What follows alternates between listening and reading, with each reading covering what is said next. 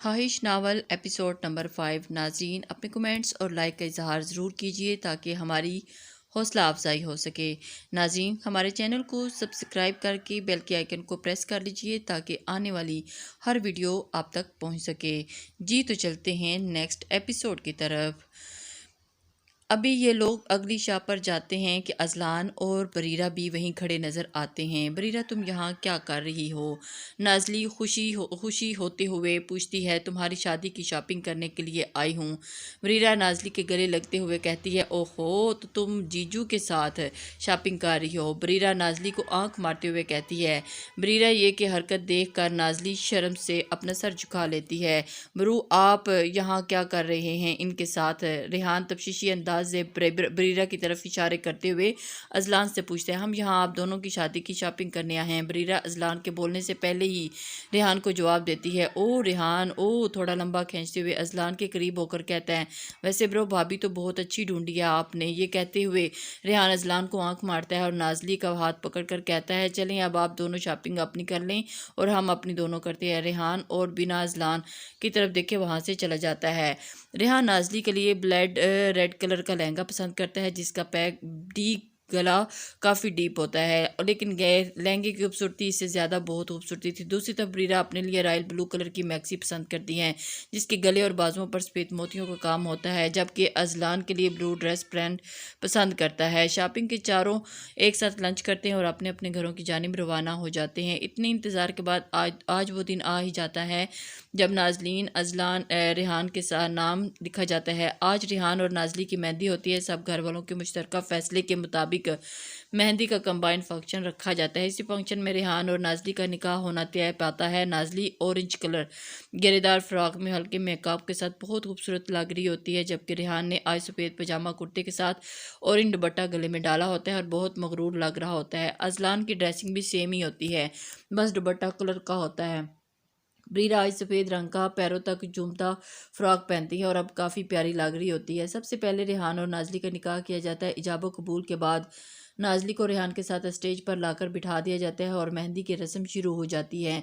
रस्मों के बाद बरीरा बड़ी होशियारी से रेहान को इशारा करके नाजली को अपने साथ ले जाती है, क्योंकि रेहान बेचारा कब से नाजली से बातें करना चाह रहा होता है, लेकिन जालिम समाज ऐसा नहीं होने दे रहा होता। बरीरा को रेहान इशारा करते हुए अजलान देख लेता है, लेकिन अपने भाई की शक्ल देखकर चुप कर जाता है। बरीरा नाजली को उसके रूम में छोड़कर कुछ खाने के लिए कहती है और वहां से चली जाती है। बरीरा के जाने के कुछ देर बाद ही रूम का दरवाज़ा खुलकर रेहान अंदर आता है। नाजली रेहान को देखकर ससपटा जाती है और कहती है, रेहान आप यहाँ क्या कर रहे हैं? कोई आ गया तो आने अपनी बीवी से मिलने आया हूँ। रेहान नाजली के करीब होते जाते हैं और उसकी आंखों में देखकर कहते हैं, बस एक दिन और फिर तुम पूरी मेरी हो जाओगी। रेहान नाजली के हाथ थाम कर उस पर पहला बोसा देते हुए कहते हैं। रेहान की इस हरकत से नाजली सुर्ख हो जाती है और रेहान नाजली का ये खूबसूरत रूप देखते हुए अपनी जेब से एक पेंडेंट निकालता है। नाजली का रूप मोड़कर उसके गले में पहनाते हुए ये कहता है कि ये मेरी मोहब्बत महरम बनने के बाद पहली निशानी है, इसे संभाल कर रखना। ये कहकर नाजली रेहान की तरफ अपना रुख मोड़ता है और उसके माथे पर अकीदत बड़ा लम्स छोड़ते हुए रूम से बाहर चला जाता है। पीछे नाजली कितनी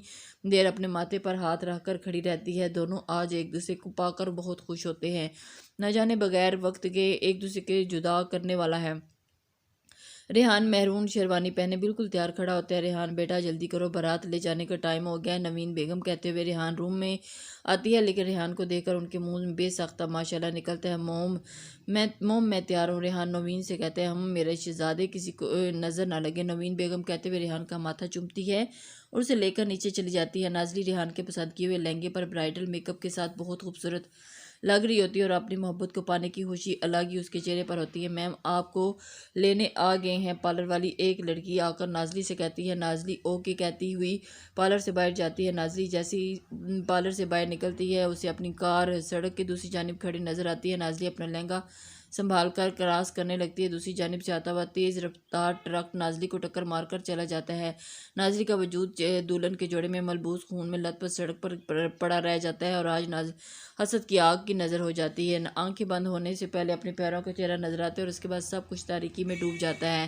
बरीरा बेटा तुम यहाँ क्या कर रही हो? तुम तो नाजली के साथ पार्लर जाना था ना साइमा बरीरा से पूछती है। जी आंटी जाना तो था, बट हॉस्पिटल में इमरजेंसी केस आ गया तो मैं नाजली को पार्लर छोड़कर हॉस्पिटल चली गई थी। लेकिन आप फिक्र ना करें, मैंने अभी ड्राइवर को भेजा है नाजली को लेने के लिए, वो आता ही होगा। बरीरा इत्मीनान से साइमा साहबा से कहती है, पता नहीं बेटा, मेरा दिल बहुत घबरा रहा है। साहिबा परेशानी से कहती है, आंटी आज नाजली की शादी है, आप बेफिक्र हैं। बरीरा साहिबा उनको गले लगाते हुए तसल्ली देती है, जबकि आज उसका दिल बहुत घबरा रहा होता है। कोइन आज 15 तारीख है, क्या करना है आज? हाशिर इवल कोइन से पूछता है। धमाका कोइन पूरी इसरार कहती है, क्या मतलब समझा नहीं। हाशिर आंखों में उलझन लिए कहता है। कोइन बस खामोशी से हाशिर को देखती रहती है। कुछ देर बाद हाशिर को एक कॉल आती है जिसे उसे बताया जाता है कि डेवल ने आज जिस गोदाम में सारा असला छुपाया हुआ था, उस गोदाम का गार्ड समेत आग लग चुकी है और अब वहाँ कुछ भी नहीं बचा। हाशिर फोन रखते ही कोइन की तरफ देखता है। कोइन हाशिर से कहती है, ज़्यादा शाक होने की ज़रूरत नहीं, मैं सारी प्लानिंग पहले ही करके रखती हूँ। बारात आ चुकी थी लेकिन दुल्हन का कुछ अता पता नया था। सब लोग बहुत परेशान फिर रहे थे। बरीरा कुछ पता लगा क्या नाजली का? साइमा बेगम परेशानी से बरीरा से पूछती है। नहीं आंटी, नाजली का फ़ोन पावर हेड आप है, कब से ट्राई कर रही हूँ। बरीरा भी परेशानी से जवाब देती है। इतने में सफदर साहब का फ़ोन रिंग करता है। जैसे ही सफदर साहब का फ़ोन उठाकर कान से लगाते हैं, दूसरी जानिब बात सुनकर उनके हाथ से फ़ोन नीचे गिर जाता है। सब सफदर साहब को इसके हाल में देखकर परेशान हो जाते हैं। क्या हुआ सफदर, किस का फ़ोन था? वाजिद साहब सफदर साहब के पास आकर पूछते हैं। वाजिद नाजली ये अल्फाज कहते ही वाजिद साहब के गले लाकर फुट फुट कर रोना शुरू कर देते हैं। यार सफदर, संभालो खुद को और बताओ क्या बात हुई है। नाजली को वाजिद साहब सफदर साहब को तसल्ली देते हुए पूछते हैं। सब लोग सफदर साहब के बोलने का इंतज़ार कर रहे होते हैं। नाजली का एक्सीडेंट हो गया और वो इस वक्त आईसीयू में है, सफदर साहब को दुख से कहते हैं। और साइमा साहिबा ये सुनते ही रोने लगती है। ये रोने का वक्त नहीं है, हमें हॉस्पिटल चलना चाहिए। नाजली को इस वक्त हमारी ज़रूरत है। बरीरा अपनी आंसू साफ करती हुई कहती है, हाँ मैं सही, सब हॉस्पिटल जाना है। क्या हुआ भाई साहब, आप लोग नाजली को लेकर क्यों नहीं आ रहे? नवीन बेगम रूम में आते हुए पूछती है। क्या? लेकिन सब अवतर हालत देखकर परेशान हो जाती है। आंटी वो नाजली का एक्सीडेंट हो गया और वो इस वक्त आईसीयू में है, हम सब हॉस्पिटल जा रहे हैं। बरीरा रोते हुए कहती है। नवीन बेगम से कहती है और सब लोग हॉस्पिटल जाने के लिए निकल जाते हैं। जब रेहान को नाजली के एक्सीडेंट का मालूम होता है तो वो भी सब कुछ छोड़ छाड़ कर हॉस्पिटल जाने के लिए निकल पड़ते हैं। पीछे वाजिद साहब और हुनैन साहबा सारे मेहमानों को खाना खिलाकर रवाना करते हैं। हॉस्पिटल पहुंचकर जैसे ही सब लोग नाजली के रूम के बाहर जाते हैं, उन्हें एक डॉक्टर रूम से बाहर निकलता हुआ कहता है। तो बरीरा को इतना होश नहीं होता कि वो नाजली के मुतालिक डॉक्टर से कुछ पूछ सके, इसलिए अजलानी डॉक्टर के पास जाकर उसे नाजली की हालत के बारे में पूछता है। देखिए पेशेंट के सर पर बहुत गहरी चोट आई है, हमें फ़ौरन ऑपरेशन करना पड़ेगा और इसके बाद कुछ कहा जा सकता है। डॉक्टर उसे प्रोफेशनल अंदाज में कहते हुए अंदर चला जाता है, जबकि पीछे से सब टूट कर रह जाते हैं। रेहान तो अपने अल्लाह से अपनी मोहब्बत मांगने के लिए चला जाता है, क्योंकि बेशक अल्लाह ही हर चीज़ पर कादिर है। अजलान से बरीरा के आंसू बर्दाश्त नहीं हो रहे होते। उसने हमेशा बरीरा को चखते हुए ही देखा है, लेकिन आज बरीरा भी बिखर कर रह गई थी। सब लोग नाजली के लिए दुआ गो थे, लेकिन होता तो वही है जो ना जो किस्मत में लिखा होता है। हिना अपने दोस्तों के साथ नशे में चूर अपनी कामयाबी का जश्न मना रही थी। ये सोचे समझे बगैर कि उसने न सिर्फ एक मासूम को जान से मारने की कोशिश की है, बल्कि इस जुड़े लोगों को भी बहुत तकलीफ पहुंचाई है। लेकिन बुराई का अंजाम बुरा ही होता है, शायद वो भूल ही गई थी। हर कार का मैं कामयाब होगी। मैंने इस ब्लडी बीच को अपने राह से निकाल कर रेहान से दूर कर दिया। अब रेहान सिर्फ मेरा है और मेरा सिर्फ पीना। हराम मशरूब का एक घूंट हलक से उतारते हुए कह रही थी लड़खड़ाती हुई जुबान से कि इस बात पे तो जश्न बनता है ना बेबी। एक लड़का नशा में हिना के नज़दीक आते हुए कहते हैं, आपको जश्न तो बनता है। हिना झूमती हुई कहती है। हिना के कहते ही वो लड़का उसके मज़ीद करीब आता है और उसे थाम कर रूम की जानिब ले जाता है। हिना भी नशे में धुत उस लड़के के साथ चलती जाती है, ये सोचे बगैर कि जो बर्बादी वो किसी और की किस्मत में लिख कर आई थी, आज वो रात उसका मुकद्दर बनने वाली थी। आहर कौन था वो शख्स जो मुझे बर्बाद करने पर तुला हुआ है? वो डेवल गुस्से से चीख रहा होता है और उस वक्त उसके हाथ से एक खास आदमी जेम्स मौजूद होता है। पहले वो क्लब, फिर ड्रग्स और अब असले की फैक्ट्री में आग। कोई तो उसको जो मुझे बर्बाद करना चाहता है। जेम्स, पता लगाओ आहर वो कौन है जिसने डेवल से दुश्मनी मोल लेने की कोशिश की और हम में से कोई जासूस मौजूद है जो इसे सब खबरें दे रहा है। इस जासूस के बारे में भी पता करो। जब तक मैं तुम्हें कुछ मालूम ना हो जाए मुझे अपनी शक्ल मत दिखाना, वरना तुम्हें गोली मारने में ज़रा भी देर नहीं करूँगा। डेवल अपनी हाथ आदमी जेम्स को सपाकी से कहते हुए उसे रूम से बाहर जाने का इशारा करता है। आई एम सॉरी, हम आपके पेशेंट को कोमे में जाने से नहीं बचा सके। डॉक्टर की बात सुनकर सब लोग सख्ता तारी हो जाता है। बरीरा तो अपनी प्यारी दोस्त की ये हालत देखकर अपने हवास ही खो बैठती है और बेहोश हो जाती है, जबकि रेहान तो बिल्कुल टूट चुका होता है। अभी तो उसने मोहब्बत करना शुरू की थी, अभी तो नाजली के साथ एक हसीन दुनिया का ख्वाब देखा था।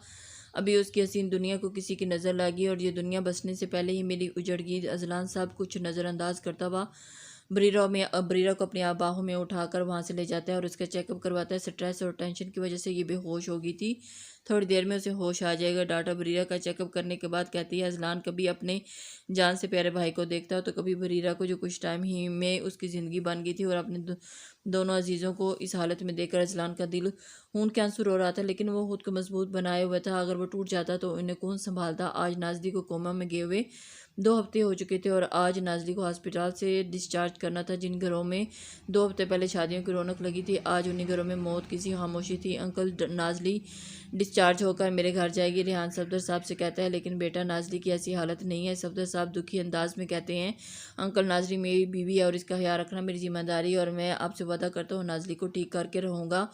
आप देखना, मेरी मोहब्बत नाजली को ज़रूर ठीक कर देगी। रेहान आंखों में एक अज़म लिए सफदर साहब से कहता है, बिल्कुल बेटा, मेरी बेटी ज़रूर ठीक होगी, तुम्हारी मोहब्बत को मंजिल ज़रूर मिलेगी। सफदर साहब आंखों में आंसू लिए रेहान को गले लगाकर कहते हैं और नाजली को हॉस्पिटल से रेहान के साथ ही रुखसत कर दिया जाता है। रेहान नाजली के लिए अपना रूम मुकम्मल तौर पर हॉस्पिटल के रूम की तरह करवा लेता है और नाजली के लिए एक फुल टाइम नर्स का बंदोबस्त भी कर देता है, जो उसके साथ 24 घंटे रहेगी। नाजली को कोमा में जाने के बाद बरीरा काफ़ी टूट चुकी होती है। बचपन से ये दोनों साथ ही रही, कभी कोई दोस्त सुलाग नहीं हो पाया क्योंकि इन्हें कभी किसी की ज़रूरत ही महसूस नहीं हुई। लेकिन अब नाजली बरीरा को अकेला छोड़कर चली गई थी। अजलान से बरीरा की उदासी बर्दाश्त नहीं हो रही थी, इसलिए वो बरीरा को अब अपने साथ लसबीला लेकर जाने के लिए फोर्स करता था, क्योंकि इस टेंशन से के चलते बरीरा टीम में अपना काम निकलवा चुकी होती। डॉक्टर अजलान जी का क्या है, बरीरा हाथ में टीम लिस्ट के लिए खड़ी होती, जिससे लसबीला जाने के लिए डॉक्टर्स के नाम मौजूद होते। बरीरा, ये लिस्ट है। अजलान पुरसुकून होकर कहते, मैं जानती हूँ, लेकिन इसमें मेरा नाम क्या कर रहा है, जबकि मैं जाना नहीं चाहती हूँ।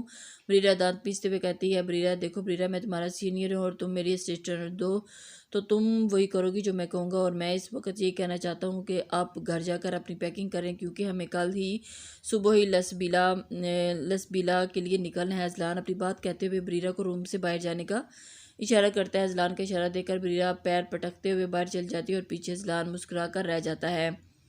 8 घंटे के थका देने वाले सफ़र के बाद हॉस्पिटल की टीम लसबीला पहुंच जाती है और बरीरा लसबीला का सब्ज माहौल देखकर खुद को काफ़ी रिलैक्स फील करती है। बरीरा इस वक्त ब्लैक जीन्स के ऊपर ब्राउन टॉप में मौजूद होती है। बालों को रब से जुड़ा बना रखा होता है और गले में एक स्ट्रॉलर लटका रखा होता है। इस होलिये में काफ़ी मासूम लग रही होती है। अजलान ने आज ग्रे जीन्स के ऊपर ब्लैक शर्ट पहन रखी होती है और काफ़ी प्रकर्षश लग रहा होता है। लसबीला के लोग बहुत खुले दिल के इससे इस्तकबाल करते हैं और इन्हें अपना मुकामी कहवा पेश करते हैं, जिससे सर्दी की शिद्दत और सफ़र की थकन में कुछ कमी होती है। कहवे के बाद सब लोग आराम के लिए गर्ज अपने ही कैंपों में चले जाते हैं, जो यहाँ इन्हीं के लिए लगाए गए होते हैं। बरीरा नरम बिस्तर पर लेटते ही नींद की वादियों में खो जाती है, जबकि अजलान बरीरा के बारे में सोचता सोचता सो जाता है। अजलान के अलावा कोई और शख्स भी यहाँ होता जो बरीरा के बारे में सोच रहा होता, लेकिन उसकी ये सोच बरीरा की ज़िंदगी में सुकून लाएगी या तबाही, इस बात का फैसला तो आने वाले वक्त ही ने करने वाला था। आज लसबीला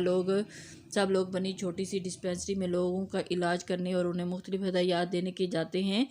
सब कामों से फारिग होने के बाद सभी डॉक्टर लसबीला घूमने का प्लान बनाते हैं। बरीरा भी अपना काम भूल कर सब डॉक्टर के साथ घूमने जाती है। अजलान भी बरीरा को खुश देखकर मुतमईन हो जाता है। बरीरा कदरे सुनसान और खूबसूरत जगह पर खड़े होकर तस्वीरें लेने में मसरूफ़ होती है कि कोई इसे पीछे से सख्ती से पकड़ लेता है। बरीरा हिलना चाहती है, लेकिन उस शख्स की पकड़ काफ़ी मजबूत होती है। बरीरा चाहकर भी खुद को हरकत नहीं दे पाती और ऐसे ही हाथ पैर मारती रहती है, बस जान, इतनी ताकत ना लगाओ, क्योंकि तुम मेरी कैद से खुद को आज़ाद नहीं करवा सकती। वो शख्स जग कर बरीरा के कान में सरगोशी करता है और इसे अपने आगे जाने के धक्का देकर वहां से भाग जाता है।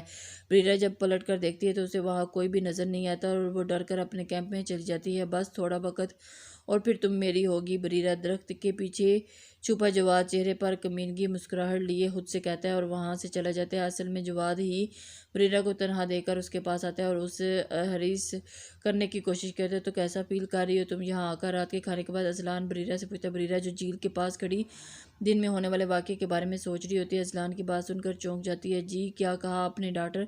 मैंने सुना नहीं। बरीरा अजलान से कहती है, बरीरा तुम ठीक तो हो ना? तुम परेशान ना हो।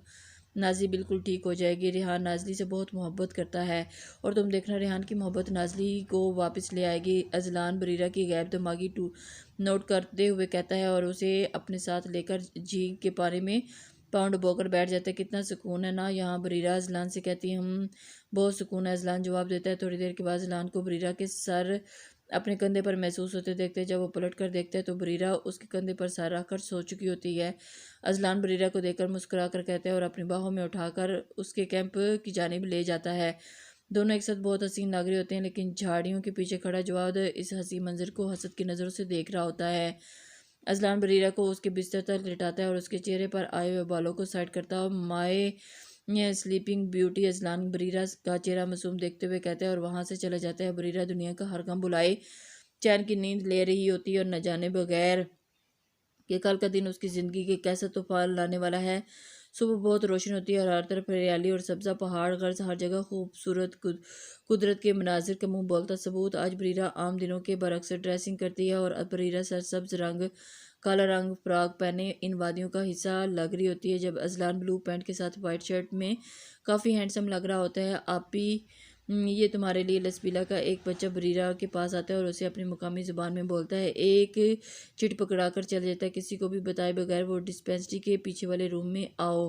बरीरा जैसे ही चिट खोलती है और उस पर चंद अल्फाज के इबारत पढ़ते हैं उसके होश उड़ जाते हैं। उसे कल का वाक़या याद आता है, लेकिन बरीरा ये सोचते हुए वहाँ चली जाती है और आज दूध का दूध पानी का पानी हो जाए।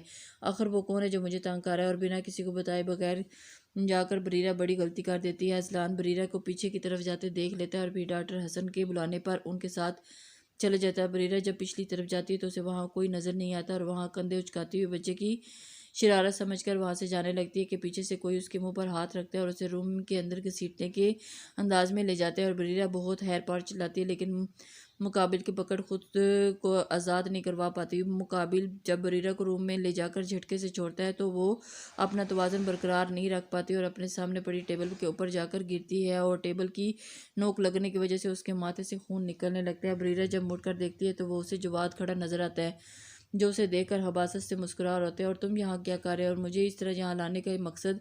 बरीरा खुद को संभालकर जवाब से पूछती है और डॉक्टर बरीरा दरअसल ये बात है कि तुम पर दिल आ गया मेरा और मैं तुम्हें अपना बनाने के लिए यहाँ लेकर आया हूँ। जवाद बरीरा की तरफ कदम बढ़ाते हुए कहता है।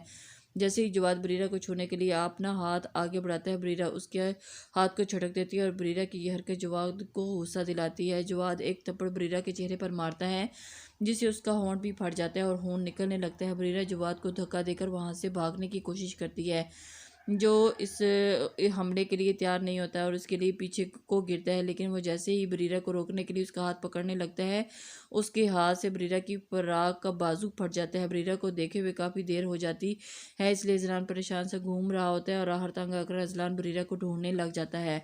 जैसे ही अजलान डिस्पेंसरी की पिछली साइड पर पहुंचे, उसकी समाज से बरीरा की आवाज़ टकराती है। दूर रहो मुझसे, कोई है, मुझे बचाओ, हेल्प मी। बरीरा की आवाज़ सुनते ही अजलान उस रूम की तरफ भागता है। जैसे ही जवाद बरीरा के ऊपर झुकने लगता है, अजलान रूम का दरवाज़ा तोड़कर अंदर आता है और जवाद को बरीरा के साथ ज़बरदस्ती देखकर उसका दिल खून खोल उठता है और किसी भूखे शेर की मानंद जवाद पर टूट पड़ता है। अजलान जो के बरीरा से दूर करता हुआ उसके मुंह पर लगाता मुक्के मारता रहता है कि मैंने तेरी हिम्मत कैसी हुई इसे हाथ लगाने की। अजलान गुस्से से सुर्ख आंखें लिए जवाद के पेट के पर पीछे करते हुए मार मार के उसके बिल्कुल निढाल करके नीचे गिर जाता है। अजलान जवाद को छोड़कर बरीरा की तरफ सहमी हुई नज़रों से अजलान को देख रही होती है। तो तुम ठीक तो हो ना। अजलान बरीरा के करीब बैठकर उसे पूछे, लेकिन बरीरा कोई जवाब नहीं देती। इन दोनों को खुद में मगन देखकर जवाद वहां से भाग जाता है और जाते जाते रूम लॉक कर जाता है। बरीरा रिलैक्स, कुछ नहीं हुआ, सब ठीक है। देखो तुम तो बहुत बहादुर हो ना, फिर क्यों हिम्मत हार रही हो। अजलान बरीरा का चेहरा अपने हाथों में थामते हुए कहते हैं। बरीरा अजलान की बात सुनकर उसकी तरफ देखती है और फिर अजलान के गले लाकर फूट फूट कर रोने लग जाती है। अजलान बरीरा के पीठ पर से लाकर उसे चुप करवाने की कोशिश करते हैं। अभी यही सूरत हाल होती है कि रूम का दरवाज़ा खुलकर कुछ गाँव वाले अंदर दाखिल होते हैं। अजलान और बरीरा की इस हालत में देखकर गलत समझ बैठते हैं। तोबा तोबा, कैसे बेहयार लड़का लड़की है, सरेआम बेगैरती फैला रखा है उन्होंने हमारे गांव में। और इन सबको एक गांव वाला आकर बोलता है, ये क्या बकवास कर रहे हो, आप सब होश में तो हैं। अजलान धारते हुए कहते हैं, ओए लड़के, ज़्यादा भाव खाने की ज़रूरत नहीं है। तुम्हें एक तो बदफेली करते हुए रंगे हाथों पकड़ा जाता है और तुम सब पे ही अकड़ते हो। इन दोनों का फैसला तो पंचायत करेगी। उठाओ इन दोनों को और ले चलो। इनमें से एक शख्स और आगे आता है और गुस्से से बोलता है। इसके कहते ही चंद लोग आगे आते हैं और इन दोनों को पकड़ कर ले जाने के लगते हैं। ये क्या कार्य है, छोड़ो हमें, हमने कुछ नहीं किया। अजलान चिल्लाता हुआ खुद से आज़ाद करवाने की कोशिश कर रहा होता है। बरीरा का तो जहन ही काम करना छोड़ देता है। ये सब देखकर वो किसी बेजान गुड़िया की तरह उसके साथ खींची चली जा रही होती है। असल जो बाहर भागता है तो कुछ गांव वालों के पास जाकर उन्हें कहता है कि मैंने एक लड़का और लड़की को बदफेली करते हुए देखा है और जब मैंने उनको रोकने की कोशिश की तो उन्होंने मेरी ये हालत कर दी। जो आज जानता था कि नसबीला के लोग बहुत गैरतमंद